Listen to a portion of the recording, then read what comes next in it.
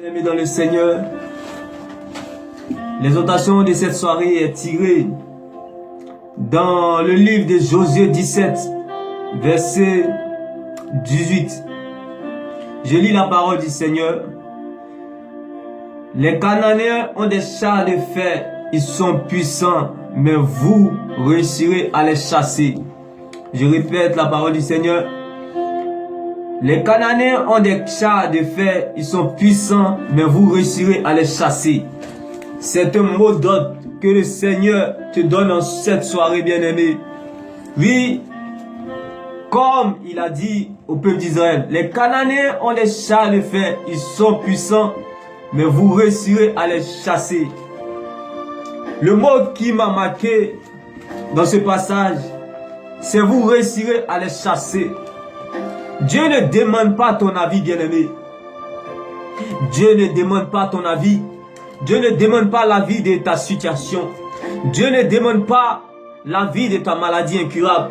Dieu ne demande pas l'avis de la question que tu te poses. Mais Dieu dit, cela marchera. Comme il a dit au peuple d'Israël, vous réussirez à les chasser. Dieu n'a pas besoin de te montrer comment cela va se faire. Mais il te le dit, celui qui même il gardera ma parole. Tu réussiras, bien-aimé. La réussite, on ne la possède pas. La réussite, on l'a. La réussite est ce que tu es. La réussite n'est pas ce que tu cherches. Bien-aimé, laisse-moi te choquer en cette soirée. La réussite, c'est ce que tu es. Bien-aimé, dans le rejet, Joseph réussirait dans le rejet. Oui, Joseph réussissait dans le rejet en Égypte. Joseph réussissait dans l'esclavage. Joseph réussissait dans la prison. Joseph réussissait dans l'accusation. Joseph réussissait dans la jalousie. Joseph réussissait dans la douleur. Il réussissait. Joseph réussissait dans les pleurs, bien-aimés. David réussissait dans la vallée. David réussissait dans l'humiliation, dans la honte, dans la dépression.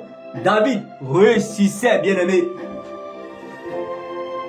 Et c'est cette bonne nouvelle que j'ai voulu partager pour toi en ce jour, bien-aimé. La réussite est ce qu'on est. Ce que tu es. C'est ça ta vraie valeur. Oui, bien-aimé. Oui. Tu es la réussite de Dieu dans cette honte. Tu es la réussite de Dieu dans cette humiliation comme Joseph en Égypte. Tu es la réussite de Dieu dans cette situation. Tu es le projet de Dieu, bien-aimé. Qu'on ait un projet de Dieu, c'est ça la réussite. Alors, je t'interpelle en cette soirée. Arrête de chercher la réussite dans la vie. Tu es la réussite. Dieu a mis des choses en toi, bien-aimé. À toi de chercher ces choses-là. Afin de comprendre que la réussite, on ne la cherche pas.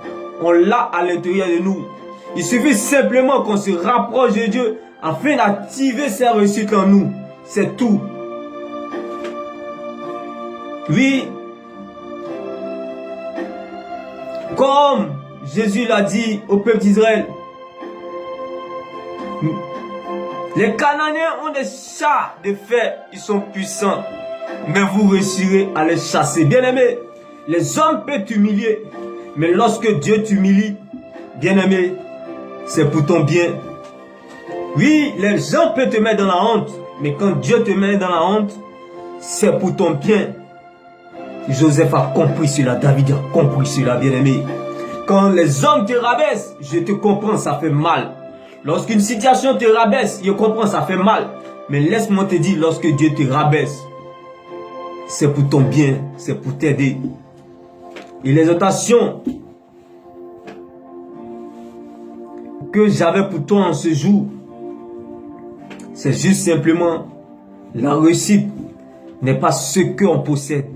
La réussite n'est pas ce qu'on cherche, mais la réussite est ce qu'on est. Ce qu'on est à l'intérieur.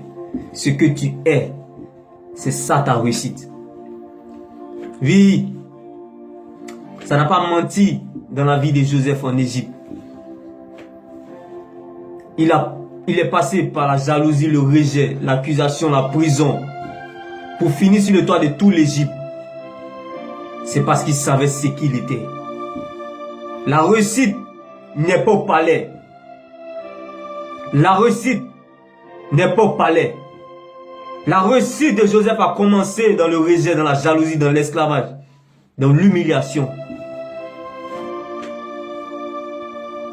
Je ne sais pas où tu te situes.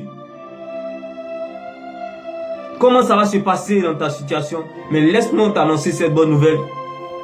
Tu es dans la réussite et tu es la réussite. Alors ne cherche plus à réussir, car tu es toi-même la réussite. Tu dois connaître ta valeur. Oui, ta vraie vie, c'est ce que tu es.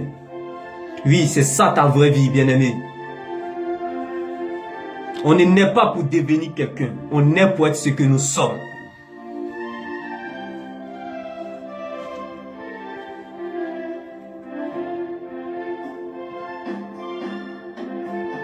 Tes mains bénies.